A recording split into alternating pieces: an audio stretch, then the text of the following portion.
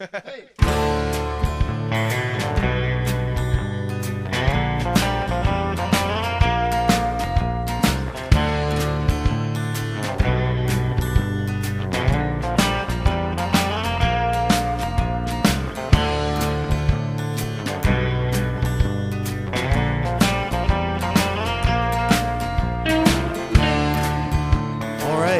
back to another episode of Podward State. My name is Sam Brungo. I am one of your hosts, joined by my co-host, Grace Cunningham. Grace, how are you? I'm pretty good.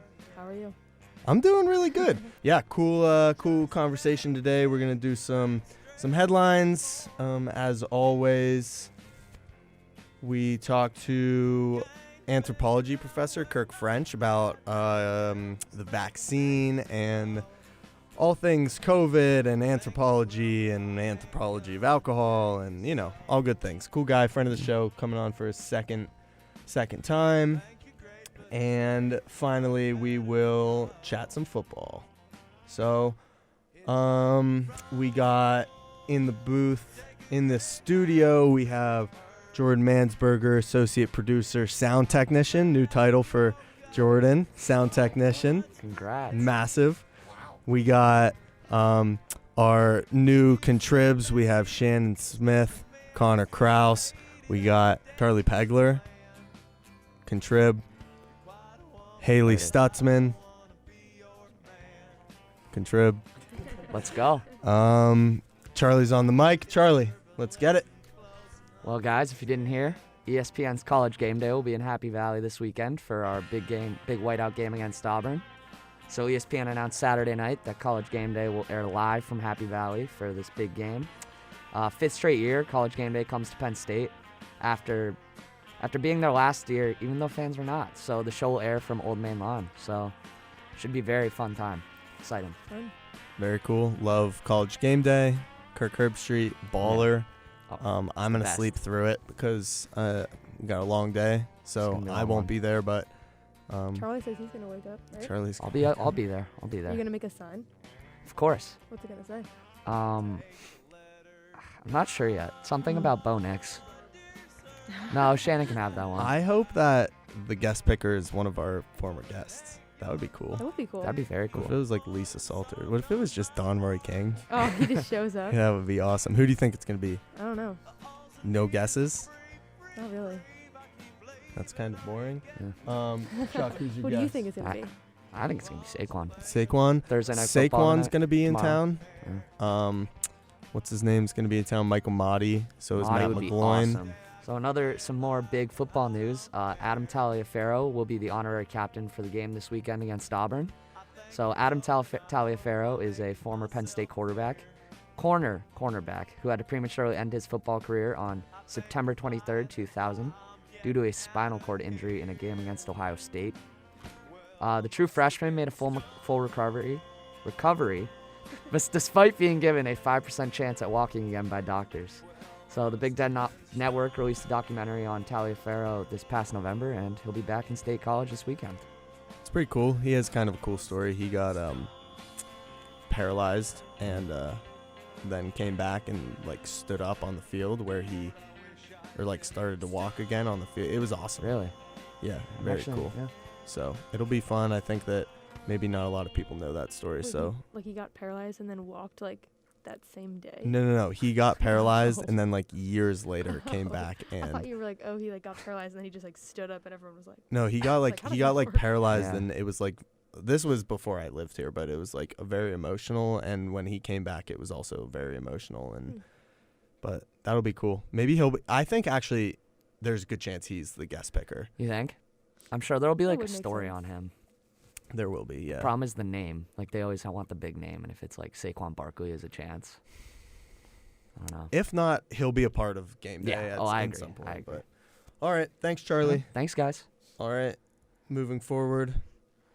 Shannon, are we running still? Shannon, how are you? Good, how are you? Good. Welcome back. Thank you. Got some headlines for you. Yeah, so on Monday, the State College Borough Council passed a temporary COVID-19 emergency ordinance. The ordinance requires borough businesses and public facilities to require all employees, customers, and visitors to wear masks while indoors regardless vaccination status, and the ordinance will remain in effect until Monday, November 22nd, and anyone found in violation of it could face a $300 fine.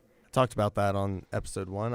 I was in favor of the mask mandate in State College, and I think it's a good idea with people coming into town. Not that it will, really do much, but I think with people coming into town, at least it'll protect small businesses and give them that right to enforce it.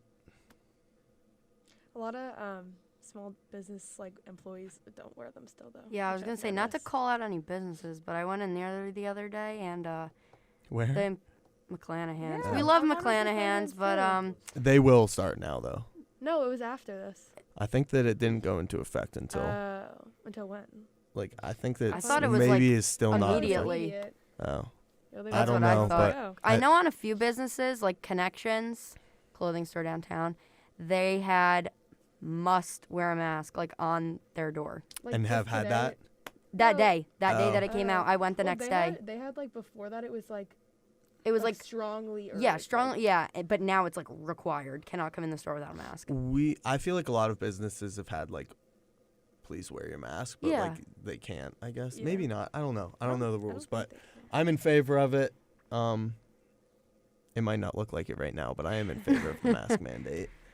So the documentary Saving the Roar will premiere this weekend. 3 years ago, it was announced that a documentary was being made about the 2012 football team.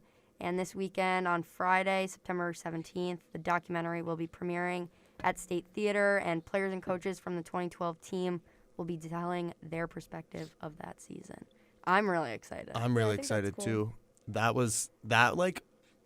Not to be dramatic, but that was a very large part of my life that time. So I'm excited. I think that that'll be really emotional for a lot of Agreed. local people. I'm Me excited as to well. see what they all have to say. Yeah. One thing that was weird to me is how much Saquon was part of the marketing for it, because he wasn't really Yeah. around. That just was weird for me, but I mean, I love Saquon and it was awesome of him to what he did for our program, but friend of the show Jordan Hill he's a large part of it as well, and he'll be there. It's So funny that it's all of a sudden just coming out now, because I feel like we talk about it at meetings, Onward State meetings, all the time. Yeah, 3 years ago it was announced. Yeah. well, there was another one I think that I thought it was this. maybe it changed names. I think It did changed names. It We- was originally Iron Lion, I think. Yeah. And then somebody said Saving the Roar or something. And then Well, they I were think once they started talking to people about it, they realized that probably wasn't the best name. I like Saving the Roar. Yeah, so do I. But somebody said that I in one of like the interviews. I when like they Iron switched it. Lion Really? because that was they had that on Well, the that was shirts and their stuff. slogan. But what about what if that was kind of negative? Once they started talking to players, if the players Maybe. were saying, I don't know, that kind of. Well, it says when they interviewed Saquon, he said something along the lines of, "This is the team that saved the Roar." And So then they're they using named it. Saquon for the market. Yeah, so that's why he's. That's all right. We love Saquon, but We love Saquon. It's very cool. It's I'm really looking forward to that. I'm gonna try to go on Friday.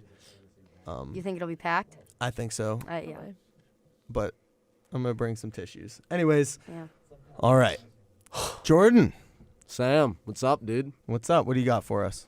So Penn State will host its annual POW/MIA Remembrance Ceremony. The event will take place on September 17th, National POW and MIA Recognition Day, at 4 p.m. on Old Main Lawn. The event is hosted by Penn State's chapter of the Arnold Air Society and has been a tradition for 35 years. The American flag will be lowered to half-staff, while the prisoners of war and missing in action flag is raised to half-staff. And ROTC and honor guards will protect the missing man table for 24 hours. The event will also feature a 21-gun salute, taps, a missing man ceremony, speakers, and performances by AFROTC's a cappella group, the Wild Blue Yonders. Okay, can we just touch on the Wild Blue Yonders It's an first? awesome name. I Yeah, believe awesome. that is the Wild Blue Yonder is an Air Force, their fight song. Really? The Wild Blue Okay, Yonder. It's okay. something about. It has relevance. They weren't all just sitting around some night No, and be it "Dude." has relevance. Pretty cool. I feel like a lot with the Palmia stuff Yeah. of recent. That was we talked about it last week. We too. did with the chair. The chair, yeah. Do you think? What do you like? That's never been a thing before. Do you think that has something to do with Well, maybe it will. foreign affairs, current state of foreign affairs, I have no idea. like Or Afghanistan maybe stuff? maybe the chair had something to do with 9/11. I don't know. Yeah. Interesting. Hailey with our final headline of the week. What's up, guys? Not much. What's up with you? Not much. Hailey So, met my brother. She has class with him. Is he actually your brother? Yeah.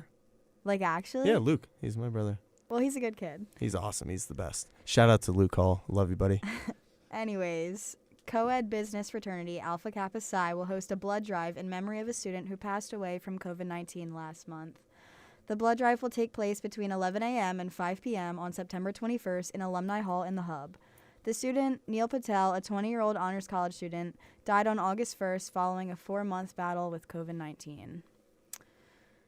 Very sad. Sad, yeah. It's cool that they're doing a blood drive.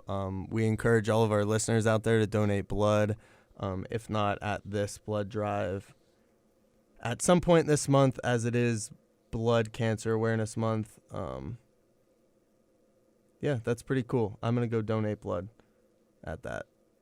Where is that? Alumni Hall in the Hub. Anyone want to go with me? Very cool. Very cool thing that Alpha Kappa Psi is doing. Co-ed business fraternity. Okay. I was gonna say it's like, wow, shocking. A fraternity is doing Yeah, I was something thinking good. that too. But yeah, I'm gonna donate blood with Charlie, for Blood Cancer Awareness Month. All right, cool. Thanks, Hailey. That was our headlines for the week. We're gonna take a quick break, and we'll be back on the other side with friend of the show, Dr. Kirk French.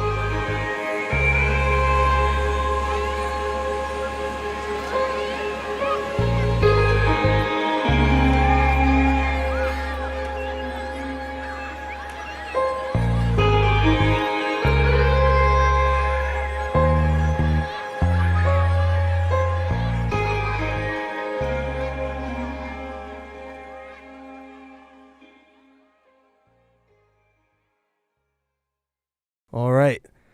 Joining us now, we have a second time on the show. You're our second returning guest of all time. First one was Ezra Naines. Wow. Second time returning Honored. guest. Yeah, I know. You're in Behind nice Ezra. company right wow, there. no kidding. Teaching professor of anthropology, Kirk French. Kirk, how are you? I'm all right. That question is a weird one these days, you know? It's like, I hate asking people how you doing, because I assume, you know, they're not doing all that great or whatever, and I had kind of a hard time answering it sometimes, because I'm like, you know, you want to just say, oh, I'm fine, man, doing great, but I'm kind of like, I'm all right. I'm all right. I feel that. Better than bad. Better than dead, better than a lot of folks, but I'm not feeling it, Yeah. you know?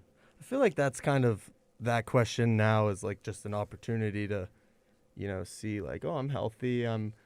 Like, I feel like it's starting to become more of like I'm well of body and mind, rather than just like, oh, I'm doing good. I had a good day. Yeah, you know, when I really step back from all of it, and you really take a big picture of it, yeah, I'm doing great. Yeah, I'm healthy. My family's healthy. You know, I have a job that I, for the most part, really enjoy.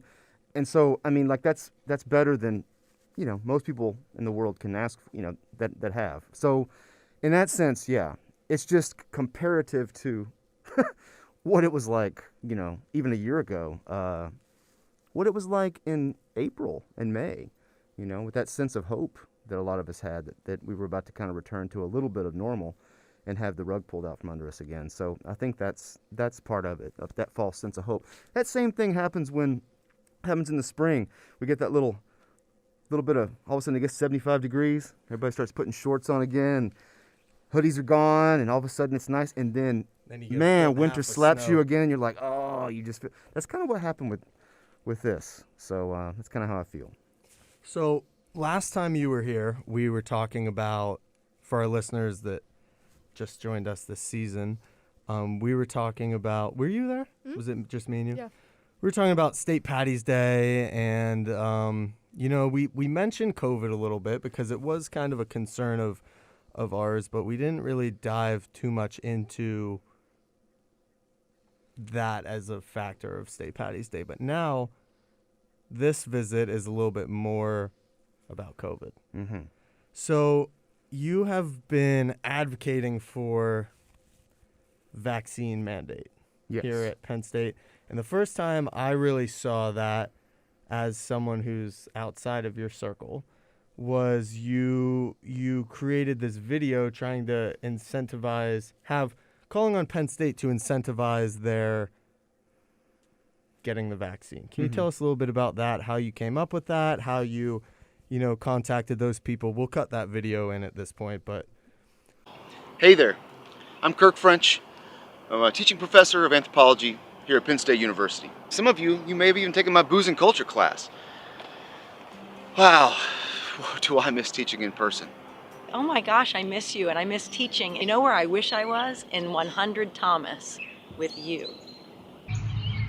Dart and I really miss seeing students in office hours. Right, Bobo? I want to get back to tailgating again, right? So do I. I miss Thon. I miss Penn State football. I miss being harassed by the Willard preacher. We miss you at Champs. I want it all. I want it all back. Are you with me? Do you want it all back too? Do you want your college experience back? Of course you do. There's only one way to get it all back. If you want it back, you gotta get vaxxed, man. You gotta get vaxxed. It's the only way we will safely return to whatever normal is.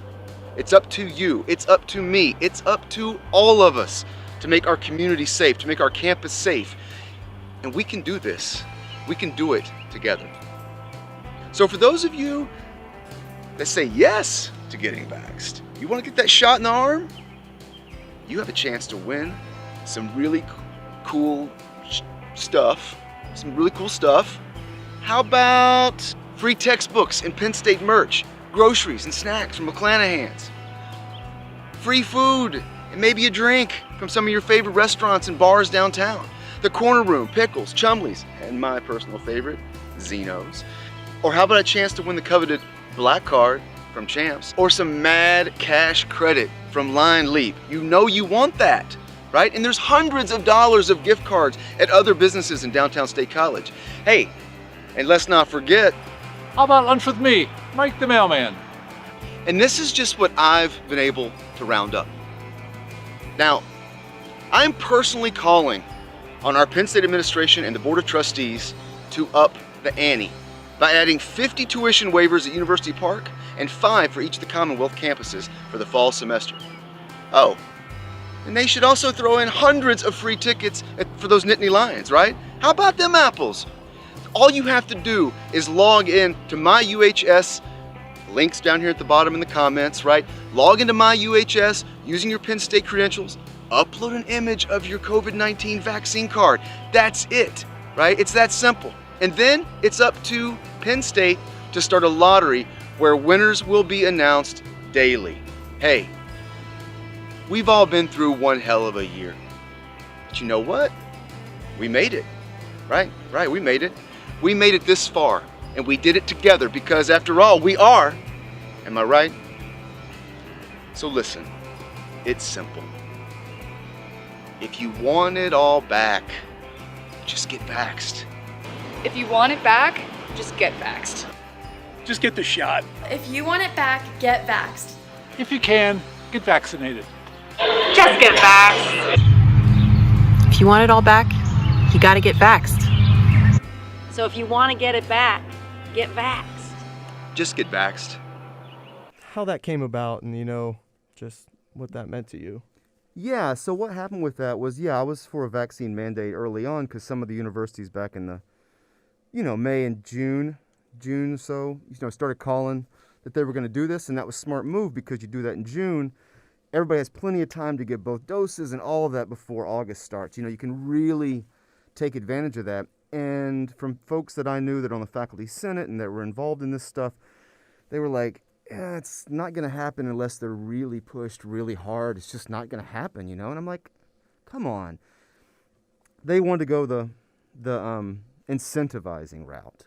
So, you know, you can't, it's a beast. You can't fight something that large, especially somebody like me. There's no way somehow you're going to force them to do a vaccine mandate. It's just impossible. So I was like, well, maybe like if we really incentivize it, then maybe, you know, maybe it would work at least a little bit. It's better than nothing, right? So I had heard that the incentives were, it was like a couple, at the time, it was a couple of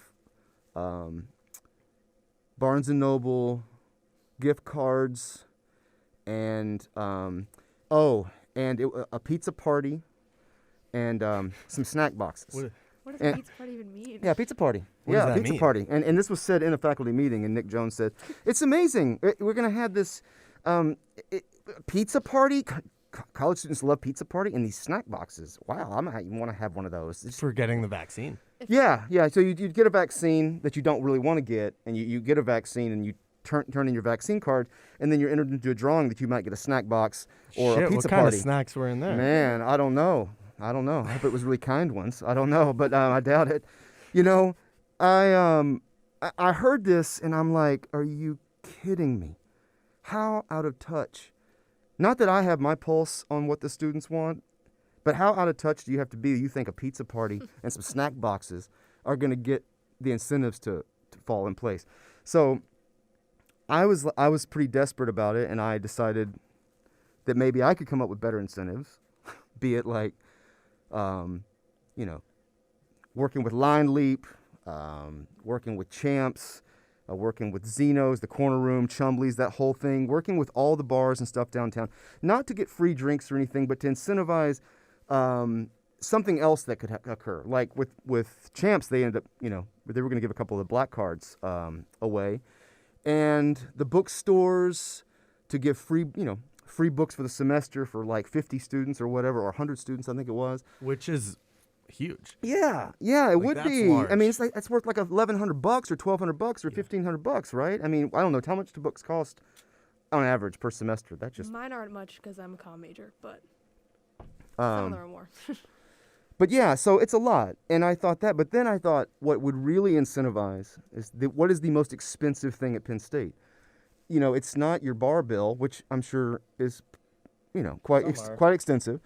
But I doubt there's few students that spend $14,000 a semester on alcohol. But they do on tuition. So do tuition waivers. Do, you know, a bunch of them here at University Park, and then scatter them amongst the Commonwealths as well. And for the tuition doesn't actually cost Penn State that much money. It's kind of like, it's funny money. It gets kind of moved around. So it's not like they're actually just churning out $14,000, $12,000 or whatever. It's a much less than that. It's at cost. So it's much less. I thought, this is a good idea. I mean, this will work. And a friend of mine also suggested line cash. $1,000, $1,500 in line cash. Where does that money go? Right back into the university. Yeah. Right? So it's like you use it right back on the university. So the money just comes right back in. Right. But these things, it seemed like students would be like, man, free tuition, or their parents would be like, you're going to get vaccinated. Because if you even have a shot, if there's 100 shots, 100 chances to get free tuition, get it. Well, we had on the first episode, we did like highlight or headlines of what we missed, and Jordan said, "Hey, I'll get the booster if it means I'm getting free. I'll get a third shot." He said he actually only got one. He got Johnson in his blood. We'll run that clip back too when we edit it. But he said, "Hey, that sold him." I don't know about you guys. I'm already vaccinated, Johnson & Johnson in my blood, but I will take money off. I will get gladly. Do not do this, but I will gladly get a second vaccine if it means I get money off tuition. Yeah. So I put not that he wasn't already vaccinated, but if Penn State tried to give me a pizza party, I would like decline. If I got an email that was like, "Oh, you want a pizza party," I'd be like, "No." I would think it would be like a scam. I would look at it and be like, I ain't reading this. Yeah, it just seemed really lame. You know, I mean, it just seemed, and it was embarrassing. And so I thought, well, I'll put together a video, interview some people and talk to some folks, get some stuff set up. What can I do by myself? And the plan was to gather all this stuff up myself, and I sure wasn't going to run the lottery on it. You know, I mean, I can't take, I don't have the infrastructure to take vaccine cards or even have the authority to do so.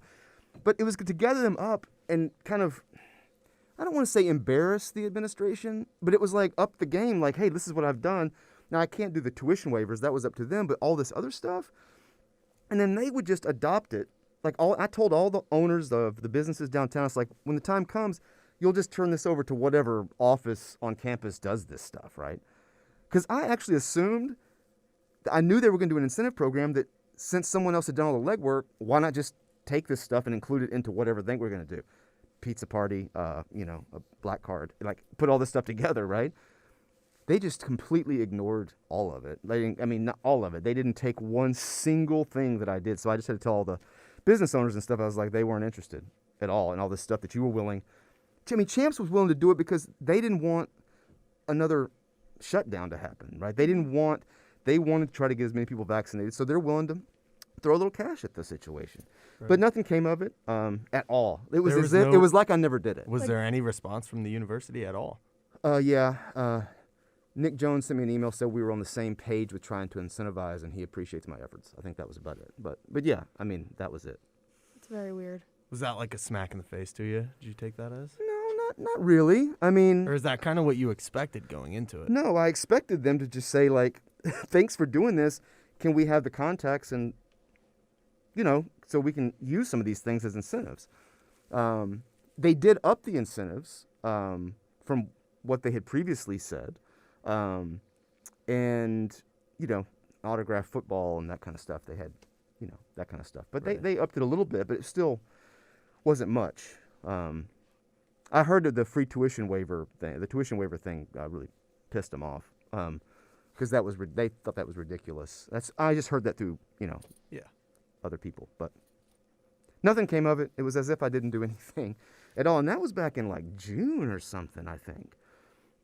So yeah, it's been a weird that was summer. The summer. I remember I reposted it, and I had people would respond to when I shared it, and they were like, "Oh, that sounds cool, like free tuition or whatever." Like I'll take that. I love you, Sam. You're the only one who shares and posts and comments on anything that I do. I reshare all your stuff. Friend of the show. Once you come on once, you're our friend of the show.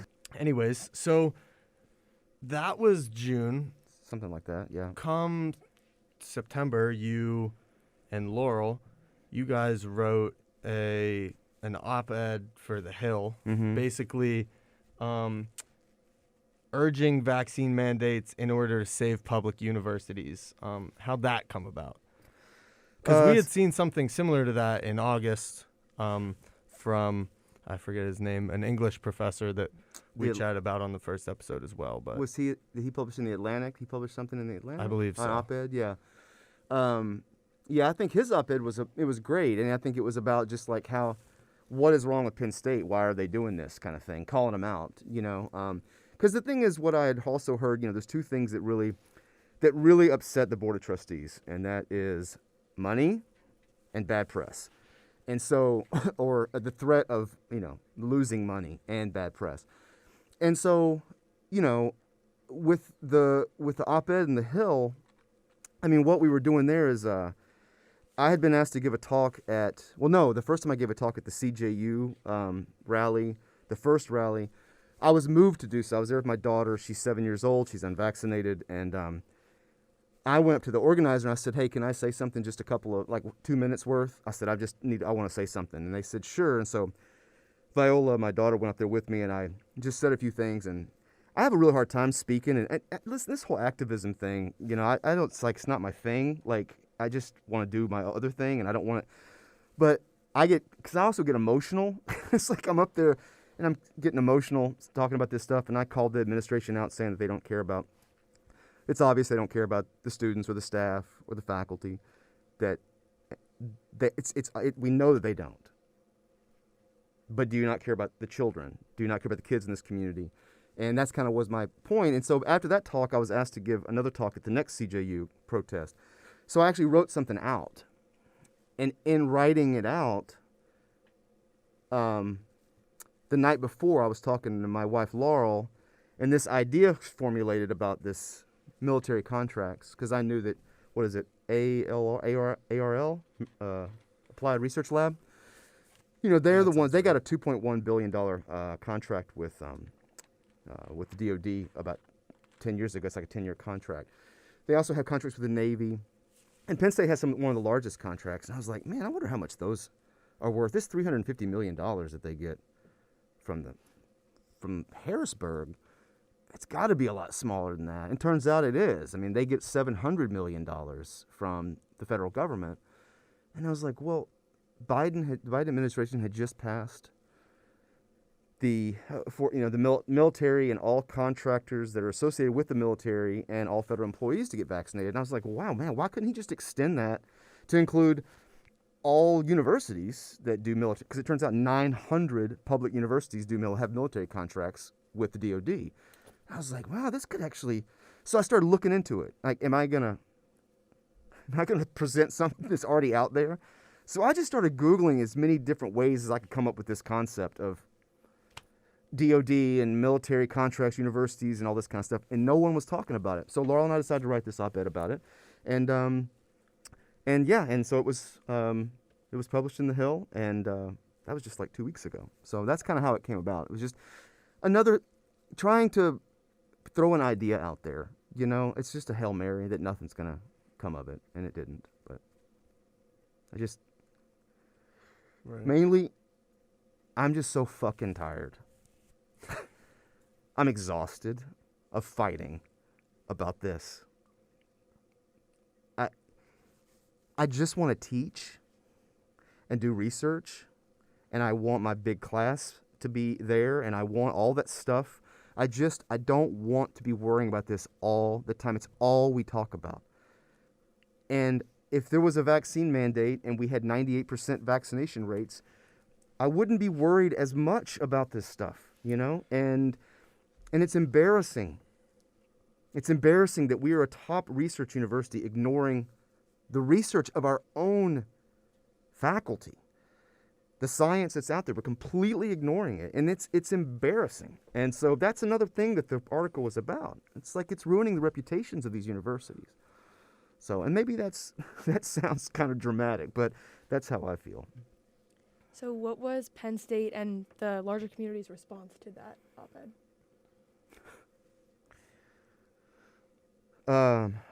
Not a whole lot, except the haters came out in full throttle, at least in the comments anyway. But that's always a sewer pipe to walk through, the comment section. Oh, yeah, we know about it. He said there's a lot of haters here, and I responded to him. I said, fuck the haters. Oh, God, yeah, the haters, man. They came out. They do on everything. I know they do. And it was just, but there was some, there were people that, they took it and they forwarded it to different politicians and stuff. I mean, there was, there was a lot of support, no doubt. But you get kind of lost in the negativity of it, especially when we found out that a particular student that has been involved in the anti-vax, anti-mask movement contacted us for an interview. We declined. And the next thing we know, this student has contacted the registrar's office looking for our course schedules, our office numbers, and our office locations. And we were pretty scared. I mean... I can imagine. That sounds horrifying. So, that's crazy. I'm sorry that you guys had to go through that. Yeah, that is very scary. Especially your daughter like that. Yeah, that's absurd. Crazy. All right, moving on. So in the op-ed, you mentioned concerns about football games with 107,000 people in the stadium and a similar amount in the tailgate lots. How do you feel like the first football game went? First home football game went? Well, I don't know. I mean, we'll find out in about 10 days of if it had much of an impact on anything.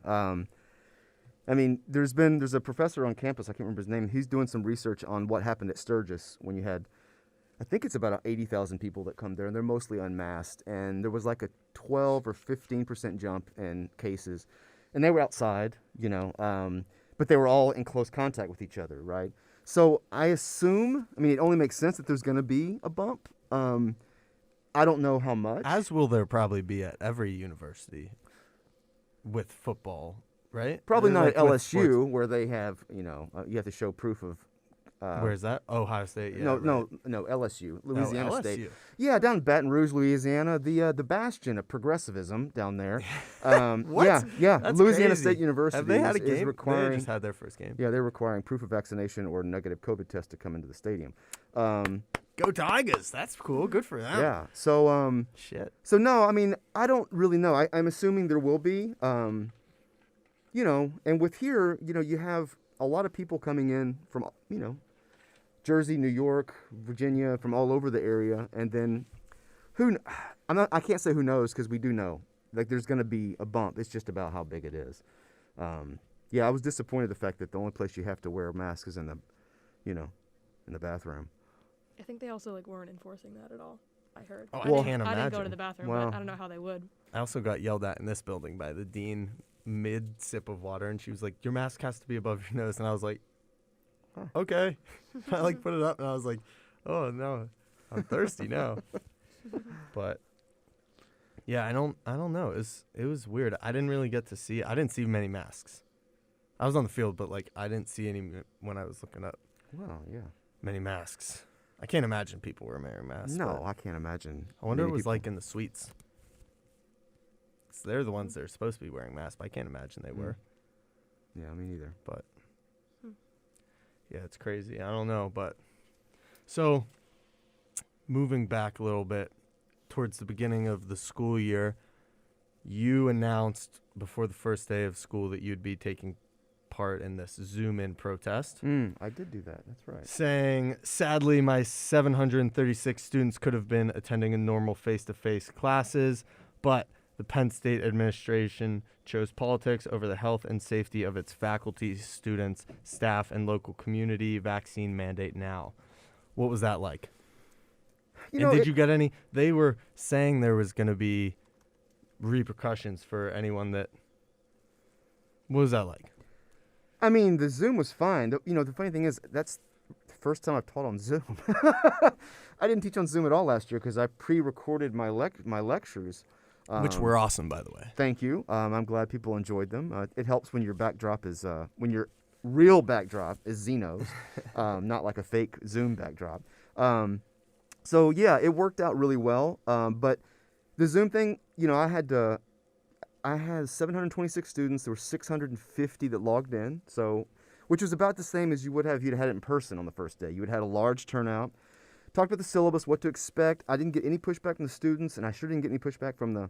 I'm sure there were students that were just like, "What a jackass! I can't believe he's doing this because vaccines fake and masks don't work or whatever." So I'm sure there were students that thought that, but nothing came of it. And I told them this would be the only time we're doing this. And I just talked about the syllabus and introduced myself and what to expect. And I did it in my own home, my Texas bar that I've built at my house. And so there was that, and, made lots of jokes about that. It was fine, but it did absolutely nothing. I think only about 350 or so faculty out of the 6,000, in the Commonwealth campus, participated in it. So it really wasn't that big of a thing. The biggest thing that's happening really is, I have so little faith in the administration and where this is going, that because they're not going to do a vaccine mandate, that our spring is still going to be all messed up as well. Love that.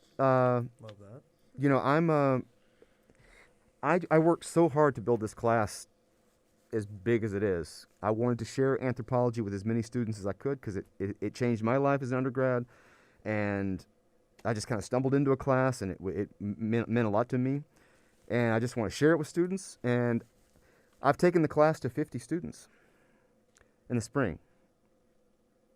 Wow. Yeah, I dropped 675 students from the enrollment. So there's only going to be, it's just a small normal class now in a larger room so they can actually spread out a little bit. Good for you. It's but it hurts me because I love that. Part of it's ego. I love the big room and I love the energy of it. But part of it is also I love being able to think about that 3% of the students each semester at this campus take this class. They get a little bit of, yes, a shot of anthropology. It's cheesy, but they do. They just get a little taste of it, right? Just a little shot of it. And I'm only going to get to do that for 50 students in the spring. So that's going to be a big change. So you obviously teach now a huge class in Thomas 100 with 800 plus people in booze and culture. So how are you conducting your classes this semester before going to 50 next semester? Yeah, so this semester what I'm doing is I'm doing the complete opposite of what I've always done, which is I try to make it I'm still trying to make it interesting, but my goal in the past has been to make it interesting so that they show up. And they want to be there, not because there's some attendance thing or whatever. It's because they don't want to miss something. I'm bringing weird alcohols in there for them to smell, and I'm doing all this stuff, and it's like it's a fun. I don't know. I think it's a fun class. It's fun to teach. Students seem to like it. But I am live streaming it through media site. I'm trying to get them not to come to class, not by making it boring, but just by just kind of telling them you don't have to come. Don't come. And so I've got about 200 or so that are showing up. So the other 450 or whatever are, watching it remotely. That's great because it makes the students that really, I think all of us or most of us learn better in person. There's some great evidence that's coming out showing that a lot of students during this in elementary school, high school, and in college have done better because they have more control over their study, not as distracted. But those that want to come can be there and feel comfortable the fact that they can spread out. I mean, that classroom, every person has 18 other people within 6 feet of them, under 6 feet of them. So, and with the masking, policing, it's so distracting.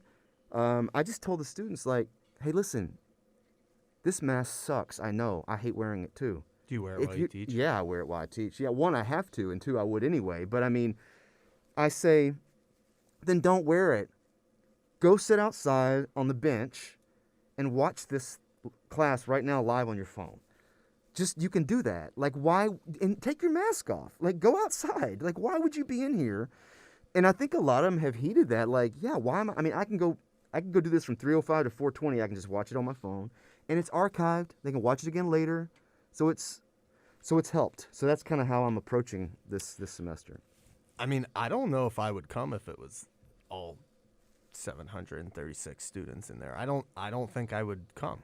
Man. And I mean, I'm vaccinated. I'm not necessarily scared of getting COVID, but just like I was in a 25-person class today, and the person next to me was like blowing his nose and like hacking up a lung, and I was like, I want to get up and leave. I think if there was 200 people spread out enough in Thomas, I would come, but like because I want to be there to get the in-person, interaction, but like I don't think I would come if it was packed. Yeah, I mean, the thing is, and there's so much, even like slight levels of misinformation about how this works is that, yeah, I don't want to get COVID either. And I'm not honestly that worried about it in the sense like I'm fully vaccinated and I'm healthy and if I did get COVID right now, it probably wouldn't be that bad. But the thing is, I could still be asymptomatic and I could still go into the grocery store and I could still pass it off to some old person and they had to have a breakthrough case. Or take it home and to take your it home daughter. I could take it home to my daughter. Right. I mean, like the asymptomatic version, the element of COVID is what is so scary. But people, they say it all the time, but no one you can so easily pass it on to someone. And so these masks are just not about protecting yourself.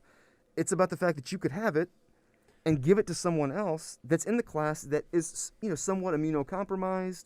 Or they end up sees getting someone it. that is. Yeah. Right. And so that's the thing. And it's this extremely selfish culture that we're in, where we're so obsessed with freedom. It's the complete opposite of freedom. I mean, it's like it really is. It's like it's so crazy that the whole thing's gone all the way around itself.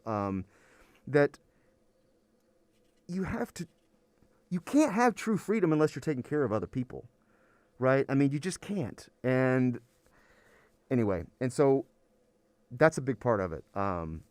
Anyway, I'm kind of running down a rabbit hole here. That's okay. I knew that would happen.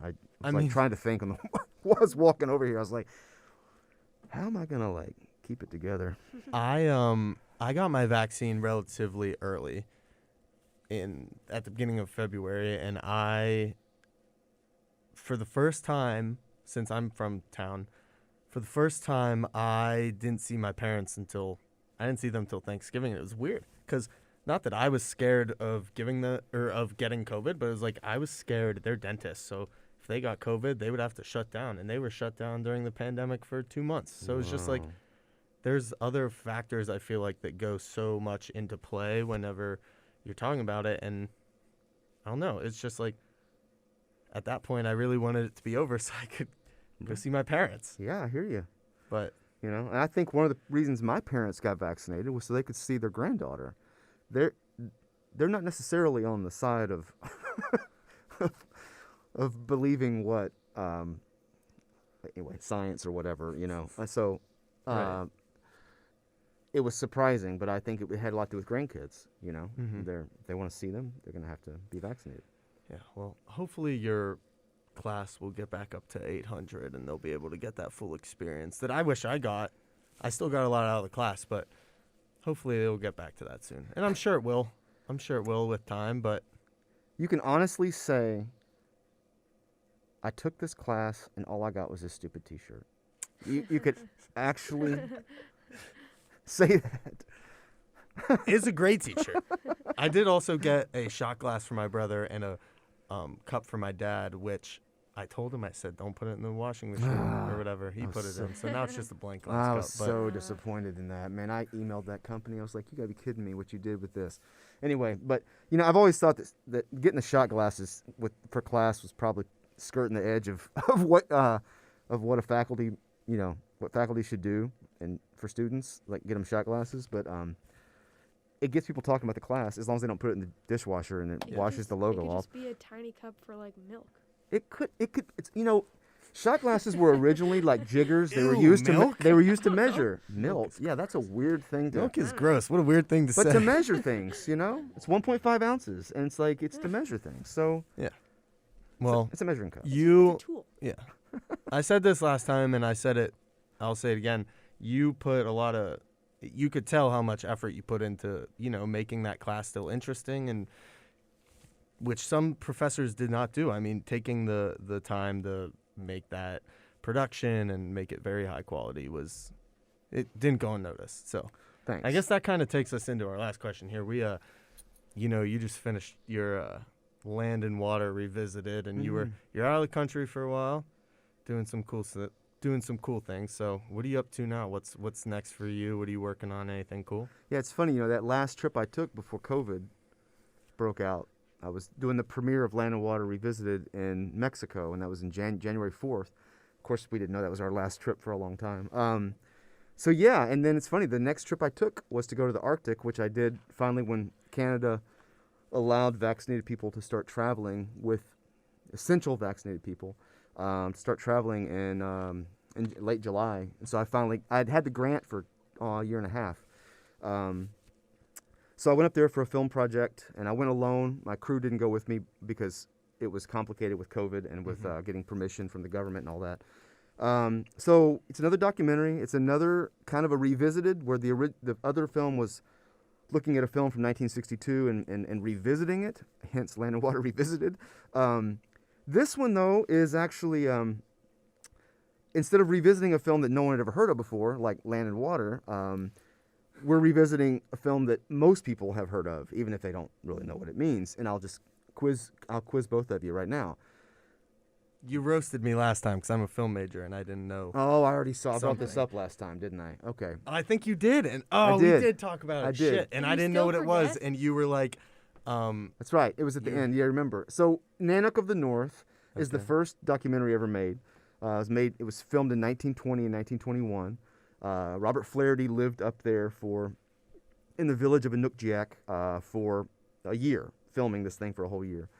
And so we decided to start filming it at the same time period. So it would be filmed in 2020 and through 2021 to look at the environmental and cultural changes that have happened up there in the last 100 years. And because the indigenous communities of the Arctic are feeling the brunt of climate change way worse than anywhere else in the world. It's warming up faster there than it is anywhere else. It's affecting their hunting strategies, and it's affecting everything in a much more drastic way. And so, and it's sad too. It's ironic because they have one of the smallest carbon footprints because they're small communities. And so there's a lot that's changed. And so I went up there and interviewed a lot of Inuit working, and actually we're collaborating, making this thing together.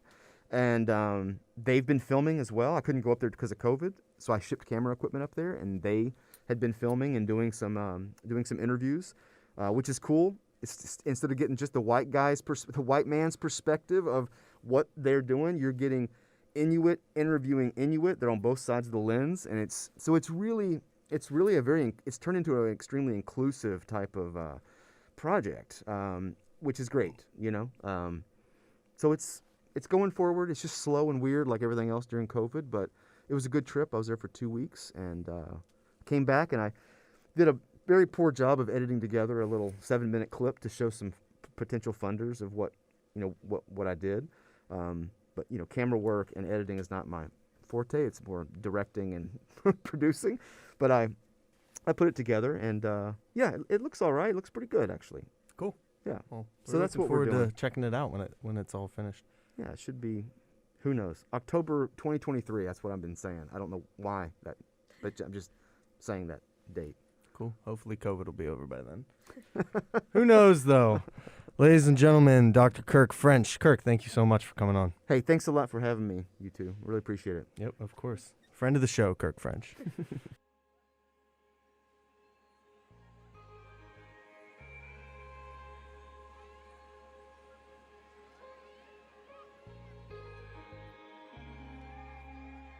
We have Will is currently not with us today. So we have Connor stepping in for Will to talk about football a little bit. Connor, how are you? Good, Sam. Thanks for having me. You're welcome, man. Yeah. I'm glad you could be here. We're talking Wednesday here of Auburn week, but we are going to wrap up Ball State real quick. Let's talk about that game. What do you got for me? Yeah, I mean, I think the team came out, did everything to take care of business against a decent team. I mean, they got votes in the AP Top 25, but they're not a Power 5 team, so. Did they steal this? Do you know if they didn't this week, no. The 44-13 loss kind of ruined that for them. But, yeah, offense played well. Clifford was 21 for 28 with 230 yards, and if he keeps doing that, that's kind of all he has to do with the weapons around him. But to start the game, they had an 8-play touchdown drive, and then they had a 13-play drive that was 9 runs and 4 passes. So good mix of Mike Yursich's system there. So yeah, they like you said, they started out hot early, unlike week 1 against Wisconsin. That was nice to see. Let's talk a little bit about specific players who shined. Yeah, so the running backs looked really good. Kevon Lee specifically, he kind of struggled against Wisconsin, but last week he only had 8 carries, but for 68 yards, so 8.5 yards a carry. It's a pretty good output for him. Noah Kane shined again. He had 20 attempts for 70 yards, so just over 3.5 yards a carry. So if they can get that two-headed monster in the backfield going, they're going to be good to go. Yeah, it was also awesome, but just because, going up a lot early, going into the 4th, we were able to see some depth. So Kevon Lee was able to get some runs, as was, Keziah Holmes, Devin Ford. Gets them some experience in the backfield. Shout out to Taquan Roberson throwing his first career touchdown. On his first career completion, actually. Yeah, on the run to Theo Johnson. That was a great throw. Yeah, it was. Shout out to Taquan. Let's talk about the defense a little bit. Yeah. Like our NFL team, our college team defense is very good. That's right. Pennsylvania red zone defenses run deep this year. We're referring to the Pittsburgh Steelers. Big win in Buffalo this really weekend. Big win in Buffalo. Really good defense. Oh, yeah, for sure. And special teams. And great quarterback still. Yes, Ben is not washed. But anyway, defense impressed. Jaquan Brisker, who's their best player in the secondary, didn't play much that game. But when the starters were in, they were up 37-6 when they pulled the first teamers out. First 2 drives, they had 2 straight 3-and-outs, so only 6 plays when Penn State had 21. That was huge. Brandon Smith led the way with 7 tackles. He played big in the middle. And Jesse Lucchetta, he surprised a lot of people, transitioning from linebacker to the defensive end. He had a pick 6 in the third quarter, which definitely set the tone for the second half, and it was a great play, one-handed catch, took it to the house, so that was pretty cool. Yeah, it was very cool. Jesse Lucchetta's a cool guy.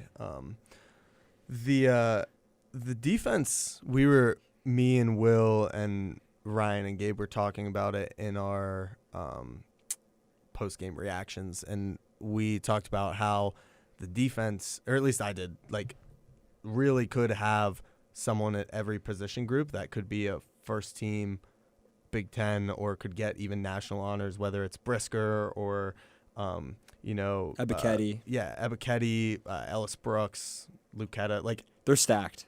The defense is stacked. I mean, in the front four, they're a little thin, but, like, linebacker and in the secondary, they have a lot of depth, and it was awesome also to see that. And that's been the first time since probably before 2012 that they've been at least 3 deep at every position on defense. Yeah. So that's good to see. The defensive line is a little... It's thin. It's a little thin. Without Adisa Isaac, it's thin. They can't afford someone to go down at defensive end. Yeah.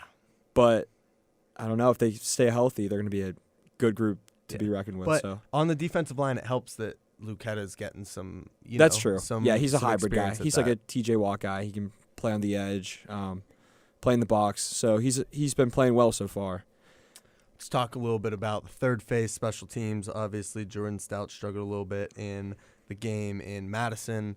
Did he bounce back this week, or? Yeah, he missed one from 45, but it's deep. He looked good otherwise. He's had all touchbacks this season, which has been big. Not one of his kicks has been returned off a kickoff.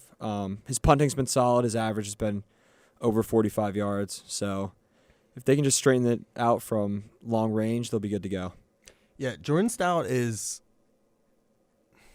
We talked about this a little bit last week, but having him kick field goals... There's a lot of weight on his shoulders. There's a lot of weight on his shoulders. I mean, he's our special teams. He does punting and kickoffs, and from, like, on fourth down from the punt team, he does amazing. Yeah, like, he does. He's one of the best special teamers in the country, and I feel like it gets a little bit overshadowed when he is missing field goals. Yeah, I think he's very similar to Blake Gillikin, the way he punts.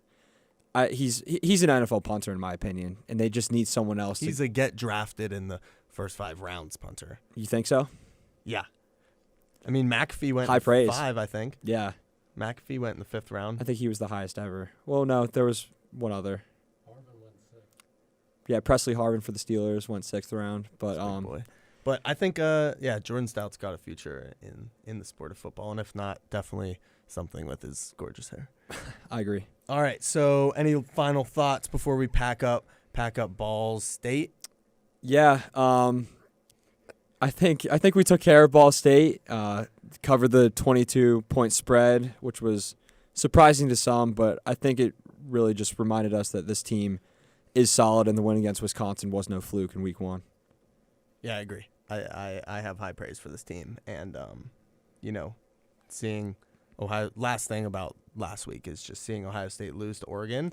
I think Oregon's good, but I think that Oregon has kind of a similar team to us, except I feel like their offense isn't as good. They have a solid defense, but I think their offense just isn't as good as ours. So I think that if anything, it shows us that Penn State could run the table and beat Ohio State and be competitive in the country, not just in the Big Ten. The thing about Ohio State this year is they're really young, and people overlook that from the preseason. Stroud threw for 500 yards, and they still didn't get it done at home. That's a big question mark for them. Their defense was pretty bad. The running back for Oregon, I'm blanking on his name right now, C.J. Verdell, I think.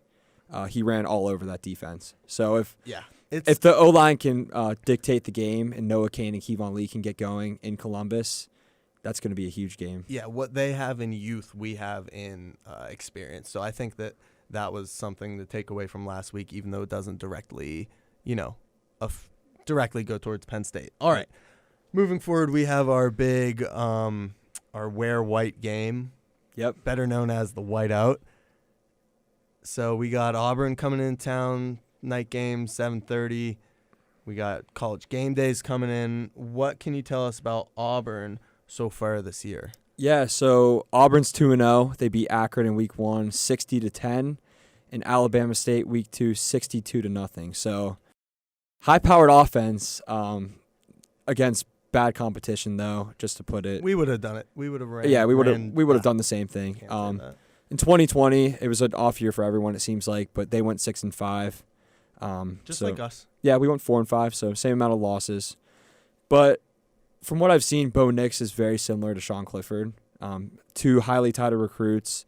Both have a lot of experience, but they haven't really grown in their time in college. So we'll see what he gets to do in a hostile environment, probably the most hostile environment he's ever played in his career.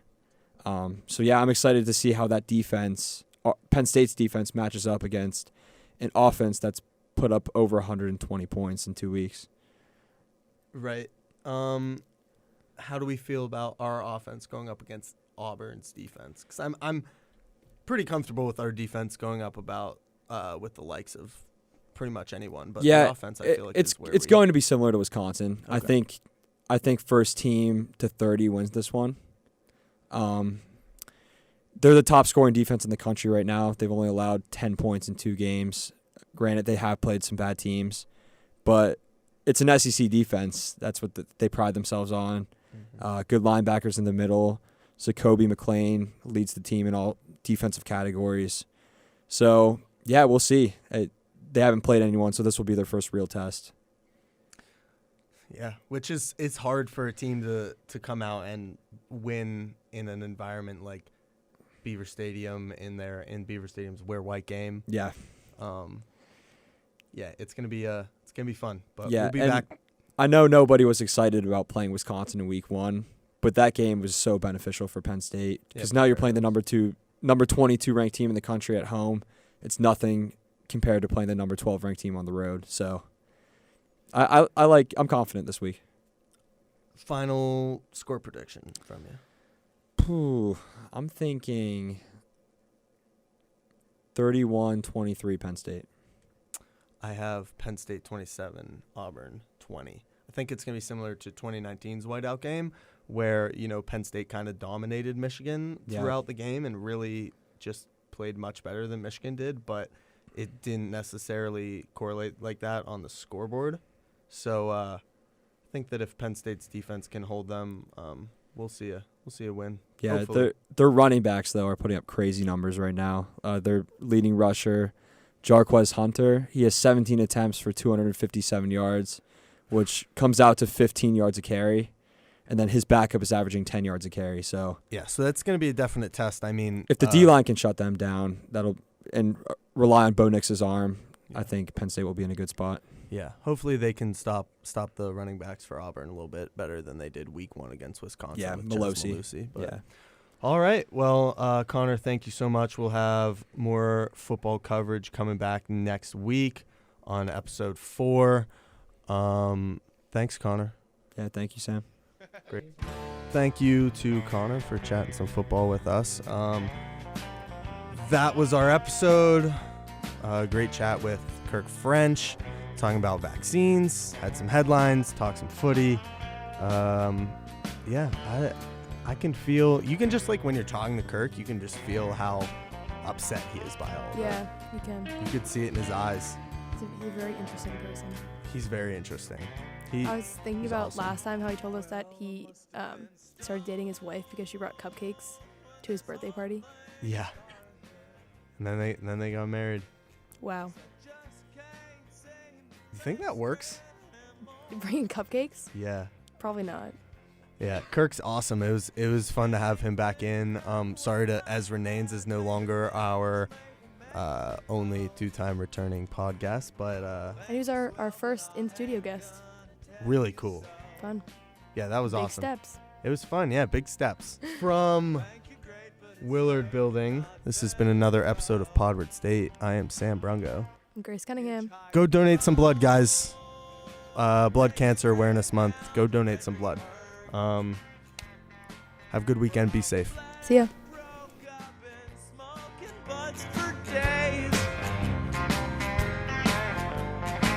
You say maybe you can stay with me. I say, lady, that's a dangerous plan. You're quite a woman, but I don't want to be your man. quite a kisser, but listen close and understand.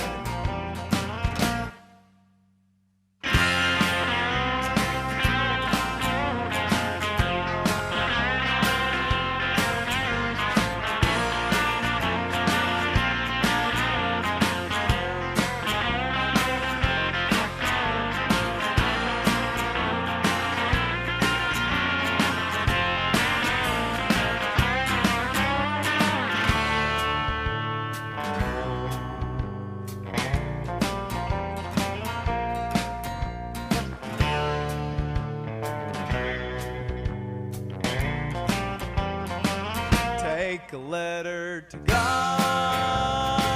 Dear sir, I'm dissatisfied.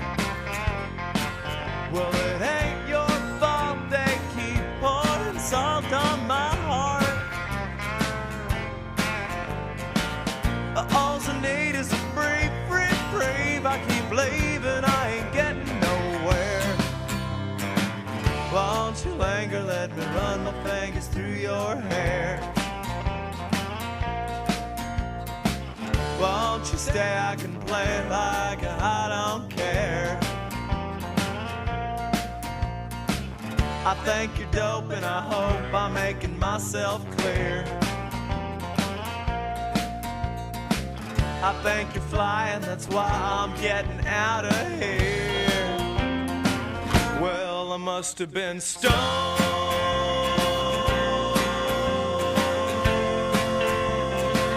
Well, I must have been stoned.